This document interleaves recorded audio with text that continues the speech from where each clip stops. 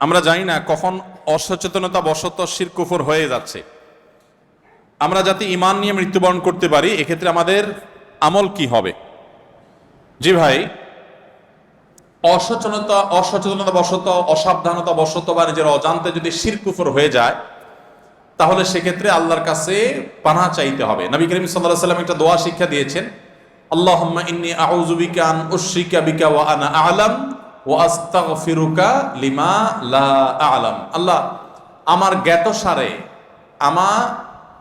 জ্ঞাতসারে আমি জেনে বুঝে কোনো শিরকে যেন লিপ্ত হওয়া থেকে বেঁচে থাকি, এবং আমার অজ্ঞাতসারে, আমার অজান্তে কোনো শিরক হয়ে যায় কিনা সেখান থেকেও আপনি আমাকে পানাহ দিয়েন, বাঁচায় রাখেন। এই দোয়া আল্লাহর কাছে করতে হবে। তরুণ ভাইয়েরা আমার, বিশেষ করে আপনাদেরকে বলতে চাই, সূরা কাহফে আসহাবে কাহফের যুবকদের ঘটনা ভালো করে পড়বেন। সূরা ইউসুফ আলাইহিস সালামের ঘটনা ভালো করে পড়বেন। শিরক এবং কুফর থেকে কিভাবে নিজেদেরকে রক্ষা করতে হয়, চরিত্রহীনতার যে আহ্বান পশ্চিমারা করছে, এখান থেকে নিজের চরিত্রকে কিভাবে বাঁচাইতে হয়, ইউসুফ আলাইহিস সালামের ঘটনা থেকে শিখবেন।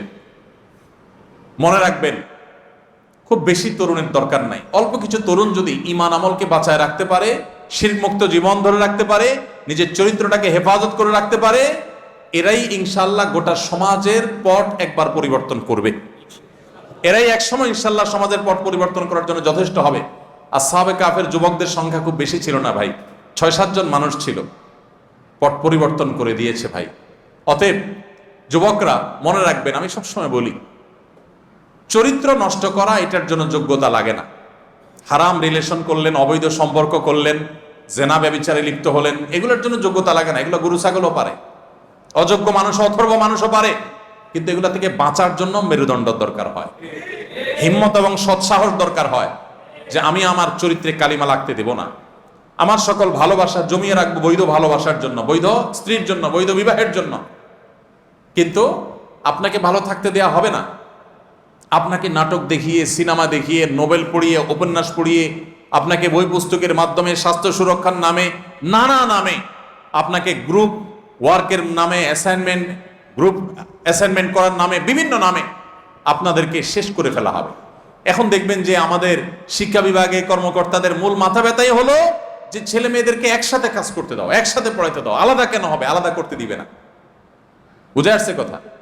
একসাথে করে ফেলার এক প্রচেষ্টা। একসাথে করলে কি লাভ হবে, কি ফায়দা হবে, একসাথে করলে কি কল্যাণটা হবে আর কি অকল্যাণ হবে, সেটা আমাদের চোখের সামনে। তো যাই হোক, এগুলো থেকে বেঁচে থাকা, শিরক কুফর থেকে এবং চরিত্রহীনতা থেকে বেঁচে থাকা, এটা হলো আমাদের জন্য সবচেয়ে বড় চ্যালেঞ্জিং বিষয়। এজন্য সেই চ্যালেঞ্জটা আমাদেরকে নিতে হবে।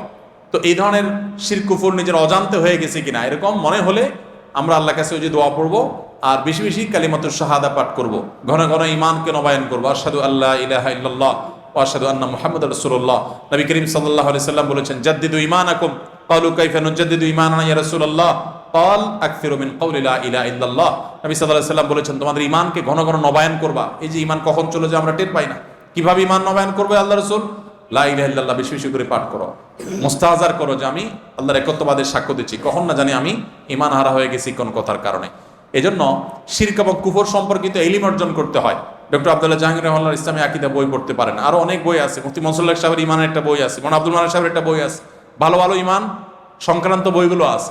এই বইগুলো পড়েন, ঈমান কিসে আসে কিসে যায় এগুলো জানার চেষ্টা করেন। আমরা ওযু ভাঙার কারণ জানি, নামাজ ভঙ্গের কারণ জানি, রোজা ভঙ্গের কারণ জানি, কিন্তু ঈমান ভঙ্গের কারণ 99% মানুষ জানে না। ঈমান ভঙ্গের 2টা কারণ বলতে বললে অনেকে বলতে পারবেন না। অথচ শিরকে, বড় শিরকে লিপ্ত হলে ঈমান ভাঙে, বড় কুফরিতে লিপ্ত হলে ঈমান ভাঙে। ঈমান ভাঙার আরো বহু কারণ আছে। আল্লাহ তাআলা আমাদের সবাইকে এগুলো জানার তৌফিক দান করে। এগুলো জানলে আমরা বেঁচে থাকতে পারবো।